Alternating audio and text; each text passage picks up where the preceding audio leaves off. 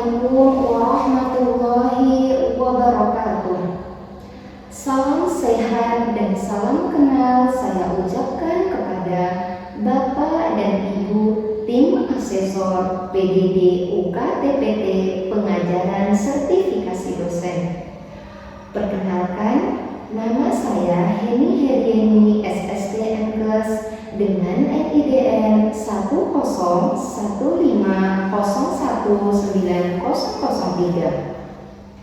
Saya adalah salah satu dosen tetap di program studi D3 Kebidanan Universitas Riau Indonesia. Kampus program studi D3 Kebidanan Universitas Riau Indonesia berada di Kabupaten Siak. Saya telah bergabung di program studi D3 Kebidanan Universitas Riau Indonesia sejak tahun 2016. Salah satu mata kuliah yang saya ampu setiap tahunnya atau setiap semesternya adalah mata kuliah asuhan kebidanan komunitas, di mana mata kuliah asuhan kebidanan komunitas merupakan mata kuliah wajib bagi program studi D3 Kebidanan.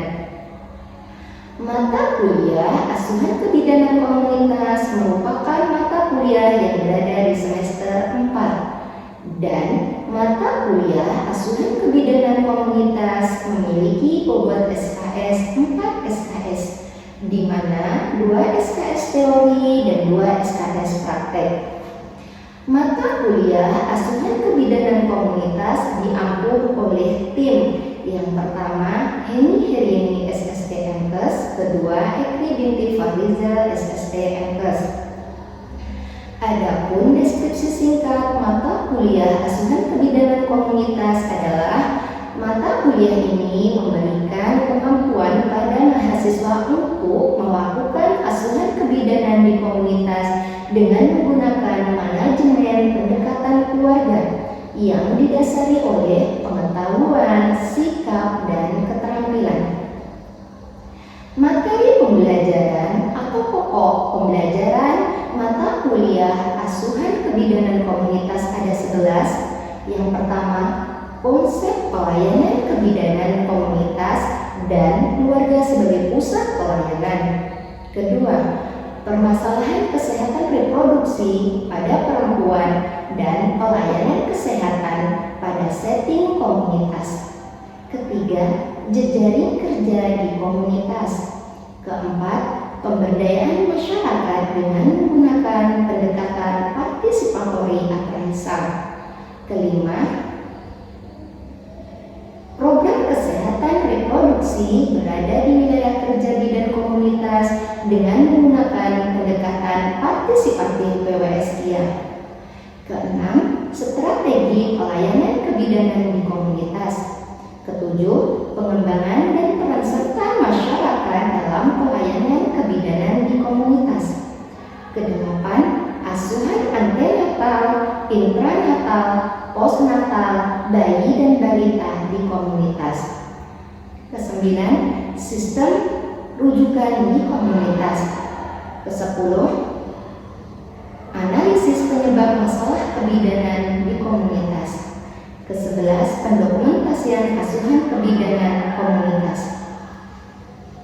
Adapun capaian pembelajaran mata kuliah asuhan kebidanan komunitas adalah setelah mengikuti perkuliahan mata kuliah asuhan kebidanan komunitas, mahasiswa diharapkan mampu: yang pertama, mahasiswa mampu menjelaskan konsep pelayanan kebidanan di komunitas. Kedua, mahasiswa mampu menjelaskan konsep keluarga sebagai pusat pelayanan di komunitas. Ketiga, mahasiswa mampu melakukan pengembangan dan peran serta masyarakat dalam pelayanan kebidanan komunitas. Keempat, mahasiswa mampu menjelaskan jejaring kerja di komunitas. Kelima, mahasiswa mampu mengidentifikasi permasalahan kebidanan di komunitas. Keenam, mahasiswa mampu menganalisis penyebab masalah kebidanan di komunitas. Ketujuh, mahasiswa mampu melakukan asuhan kebidanan komunitas dengan manajemen pendekatan keluarga. Adapun lulusan atau CPL program studi. Sikap pertama, bertakwa kepada Tuhan Yang Maha Esa dan mampu menunjukkan sikap religius. Sikap kedua, menjunjung tinggi nilai kemanusiaan dalam menjalankan tugas berdasarkan agama, moral, dan etika. Sikap ketiga, berkontribusi dalam peningkatan mutu kehidupan bermasyarakat, berbangsa, bernegara, dan kemajuan peradaban berdasarkan Pancasila. Sikap ke-11, menghargai keanekaragaman budaya, pandangan, agama, dan kepercayaan, serta pendapat atau temuan orisinal yang lain.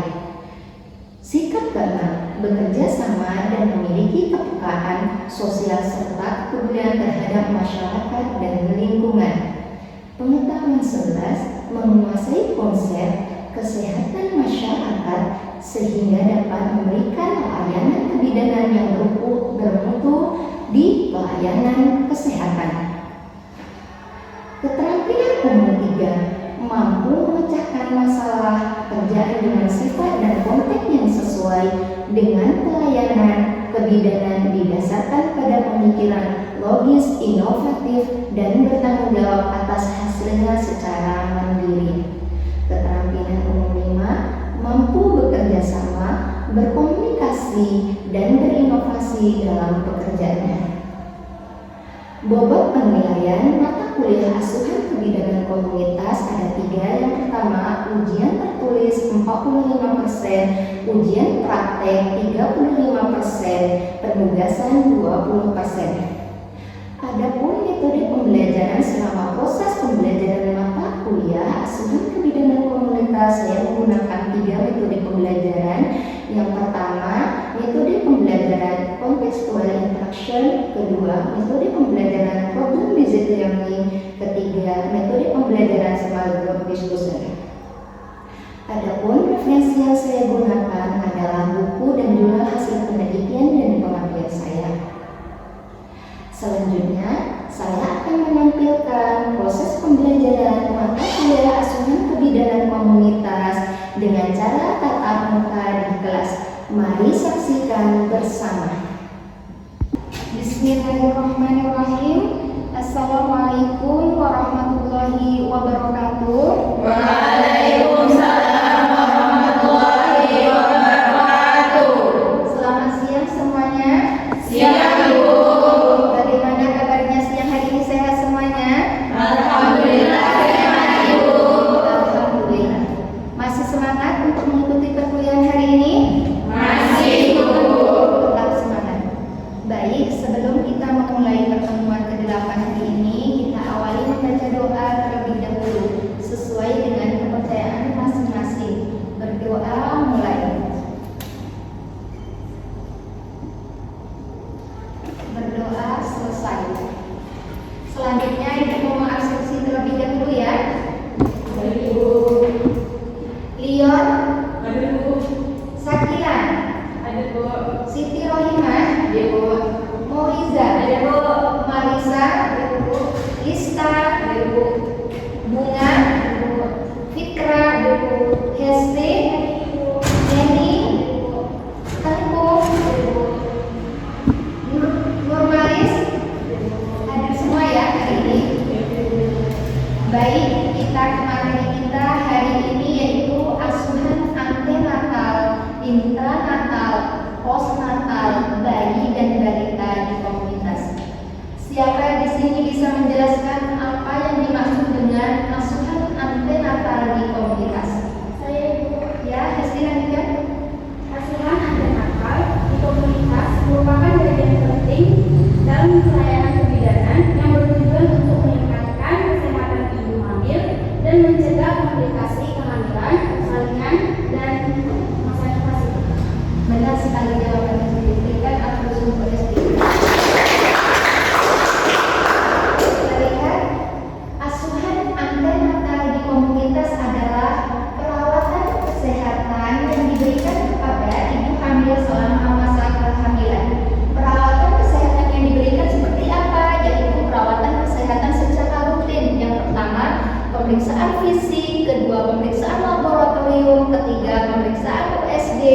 keempat, pemberian imunisasi, dan kelima, pemberian tablet tambah darah. Kita lihat tujuan utama pemeriksaan antenatal atau ANC adalah untuk memastikan kesehatan ibu hamil dan janin serta mempersiapkan persalinan dan masa nifas secara optimal. Inilah tujuan utama dari pemeriksaan ANC. Kita lanjutkan manfaat ANC. Manfaat pemeriksaan ANC di komunitas yang pertama, meningkatkan akses ibu hamil terhadap pelayanan kesehatan. Kedua, meningkatkan cakupan ANC terutama di daerah yang sulit dijangkau. Kenapa di daerah sulit dijangkau itu cakupan ANC-nya rendah? Ini ada pengalaman ibu jadi bidan desa di tahun 2014 di desa terpencil atau pulau terpencil dari kota ke desa tersebut membutuhkan waktu 3 jam menggunakan transportasi laut atau kapal sempit kecil. Sesampainya di sana ibu melihat cakupan ANC-nya sangat rendah, jauh dari yang ditargetkan. Jadi tugas kita sebagai bidan itu kita mendatangi rumah-rumah ibu hamil dibantu oleh ibu kader. Sesampainya di sana ibu menanyakan apa permasalahan ibu tidak mau melakukan pemeriksaan ANC. Alasannya mereka takut dengan hasil pemeriksaannya tidak sesuai dengan yang diinginkan. Kedua, tidak ada dukungan suami atau keluarga untuk melakukan pemeriksaan ANC. Ketiga, takut disuruh membayar pada saat melakukan pemeriksaan ANC, padahal pemeriksaan ANC gratis. Kemudian, tujuan kita untuk meningkatkan cakupan ANC dengan cara memberikan informasi kepada keluarga. Kemudian, keluarga kita berikan informasi tentang tanda bahaya kehamilan, tentang berapa kali cakupan ANC yang diharuskan, kemudian tentang gizi yang harus dikonsumsi oleh ibu hamil.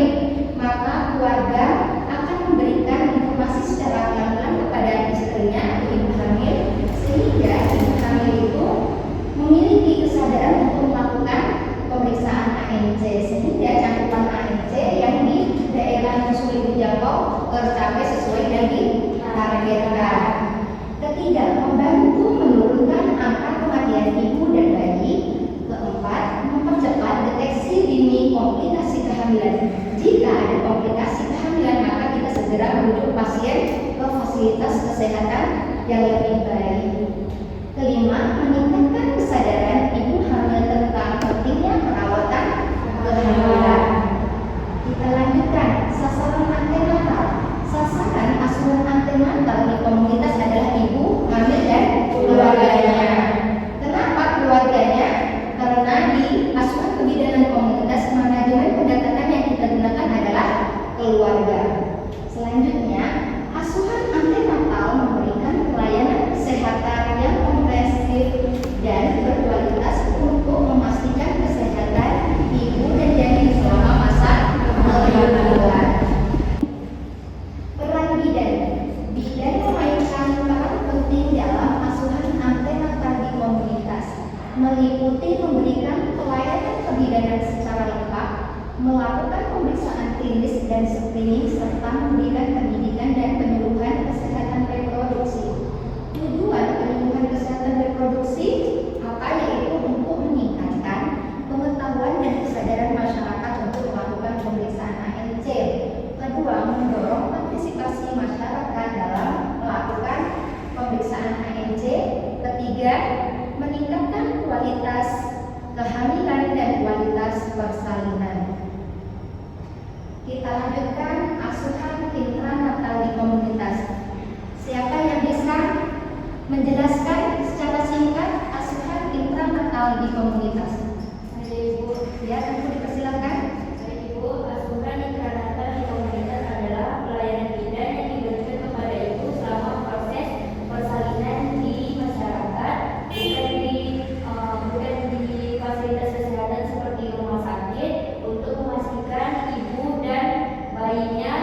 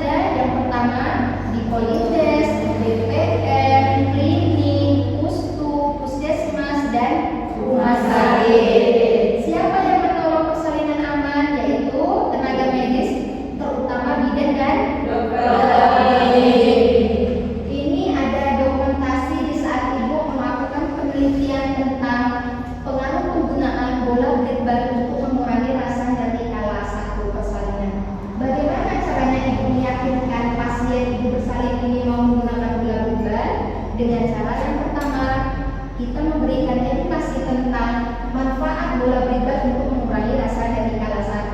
Kedua, kita memberikan konseling tentang proses persalinan merupakan proses alamiah yang dirasakan oleh ibu bersalin. Ketiga, kita sebagai bidan harus memiliki kemampuan untuk memberikan edukasi atau pelatihan penggunaan bola beribad sehingga keluarga atau ibu bersalin mau memanfaatkan bola beribad. Ini ibu bersalin kala 1 setelah mendapat dukungan dari ibu bidan dan dukungan suami mau menggunakan bola beribad selama 10 menit dengan posisi seperti ini. Pada awalnya dia merasakan nyeri hebat dan menggunakan bola beribad akhirnya nyerinya menjadi ringan. Berarti bola beribad mempengaruhi rasa nyeri kala 1 persalinan. Jadi kita sebagai bidan tugasnya mencari informasi bagaimana proses persalinan yang aman dan nyaman menggunakan alat apa. Jadi di sini ibu menggunakan bola beribad.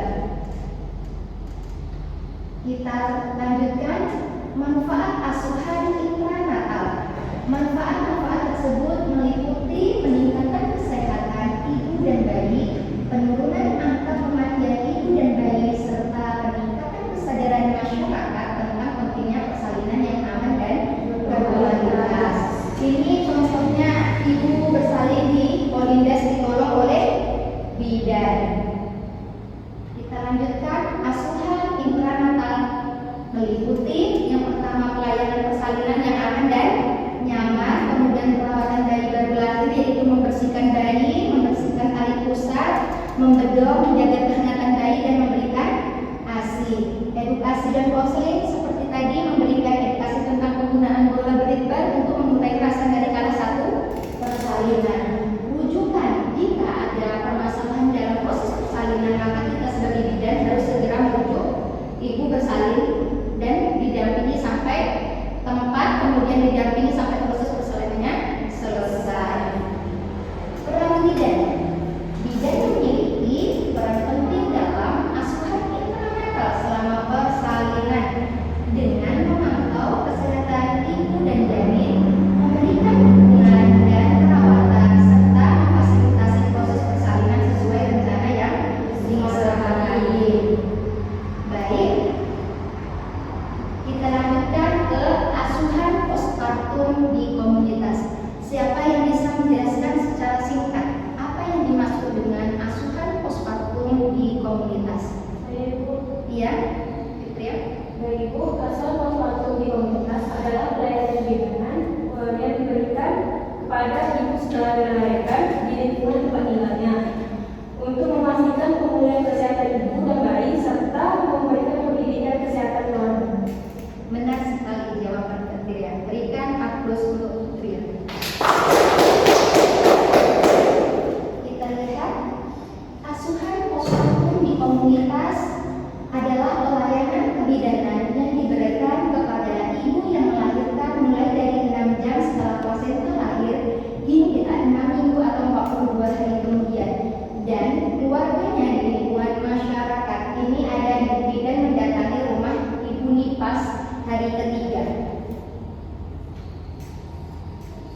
Manfaat asuhan postpartum yang pertama pemantauan kesehatan ibu, kedua pencegahan komplikasi, ketiga edukasi tentang perawatan bayi, keempat peningkatan keterampilan keluarga, kelima dukungan psikologis, keenam pencegahan dan deteksi dini masalah kesehatan, ketujuh peningkatan kesehatan ibu dan bayi, kedelapan meningkatkan derajat kesehatan masyarakat.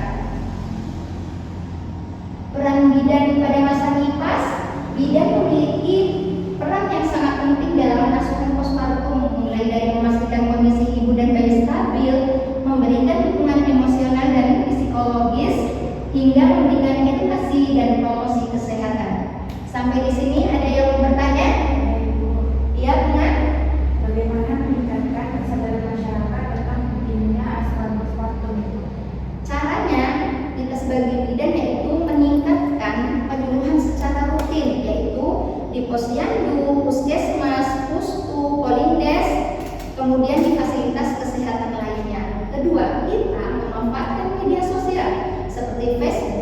WhatsApp, IG, kita memberi informasi tentang asuhan postpartum dengan masyarakat. Ketiga, kita membuat kelompok dukungan tentang untuk ibu bersalin atau kelompok ibu NIPAS di masyarakat. Keempat, kita memberikan edukasi dan konseling kepada masyarakat tentang asuhan postpartum. Kelima, kita sebagai bidan memberikan pelayanan kebidanan secara ramah. Udah paham sampai di sini? Kita lanjutkan. Baik, Bu. Pemeriksaan ibu NIPAS. Yang pertama, tekanan darah. Kita melihat apakah tekanan darah ibu normal atau hipertensi. Kalau hipertensi berarti nyawa ibu sangat berbahaya. Jadi kita sebagai bidan harus merujuk pasien ke fasilitas kesehatan, misal darahnya 180 atau 200 ya. Kemudian pemeriksaan fundus utari untuk melihat apakah ada tanda-tanda mendalam pasca persalinan, apakah evolusi rahimnya berjalan dengan normal. Kemudian pengecekan luka persalinan, apakah luka persalinan sudah normal kembali. Keempat, pemeriksaan melihat apakah ada indikasi infeksi lain. Kemudian pemeriksaan paru darah, apakah ada puting susunya lecet, kemudian apakah ada mastitis, apakah ada bendungan ASI. Kita lanjutkan ya ke asuhan bayi baru lahir dan balita di komunitas. Siapa di sini bisa menjelaskan lagi tentang asuhan bayi baru lahir dan balita di komunitas? Ya. Asuhan BBL wanita di komunitas adalah serangkaian kegiatan pelayanan kesehatan yang diberikan kepada bayi baru lahir dan balita di lingkungan tempat tinggalnya, yang bertujuan untuk meningkatkan kesehatan, mencegah penyakit, dan memberikan pelayanan yang komprehensif. Benar sekali jawabannya. Berikan aplaus untuknya. Kita lanjutkan ya. Asuhan bayi baru lahir di komunitas. Asuhan bayi baru lahir di komunitas meliputi serangkaian perawatan dan dukungan yang diberikan kepada bayi baru lahir dan keluarga di lingkungan masyarakat. Kemudian, tujuan asuhan bayi baru lahir ini adalah untuk memastikan kesehatan dan kesejahteraan bayi sejak lahir hingga masa bayi serta memberikan dukungan kepada ibu dan keluarga untuk merawat bayi dengan baik. Kita lihat peran bidan. Bidan memiliki peran penting dalam memberikan asuhan bayi baru lahir di komunitas, mulai dari asuhan langsung saat persalinan hingga perawatan bayi baru lahir di rumah. Bidan juga berperan sebagai edukator dan pemberdayaan masyarakat dalam hal kesehatan ibu dan anak. Ini contohnya sebagai bidan desa mendatangi rumah bayi dan menimbangnya. Pemeriksaan bayi baru lahir, yang pertama pemeriksaan tali pusat. Kita melihat apakah tali pusatnya bersih atau tali pusatnya ada infeksi atau tidak. Kemudian pemeriksaan ASI, apakah kualitas ASINya baik, apakah ASINya mencukupi, apakah teknik menyusui ibu nipasnya bagus atau tidak. Jika ASINya tidak mencukupi, kita sebagai bidan memberikan konseling agar ibu mengkonsumsi daun kartu, buah pepaya dan lain sebagainya. Ketiga, pemeriksaan bayi kuning atau tidak dilihat dari mata dan kulit. Keempat, pemeriksaan tanda vital. Apa saja? Yang pertama, suhu, kemudian pernapasan, nadi. Kita lihat asuhan balita di komunitas adalah bentuk layanan kesehatan yang diberikan kepada balita anak di bawah usia 5 tahun di lingkungan masyarakat. Ini contohnya ada foto atau dokumentasi di saat ibu melakukan pengabdian masyarakat terhadap anak suku Sakai. Tahu kan kalian suku Sakai, suku asli, di mana banyak yang kurang gizi. Jadi ibu memberikan pendidikan tentang tumbuh kembang bayi dan balita.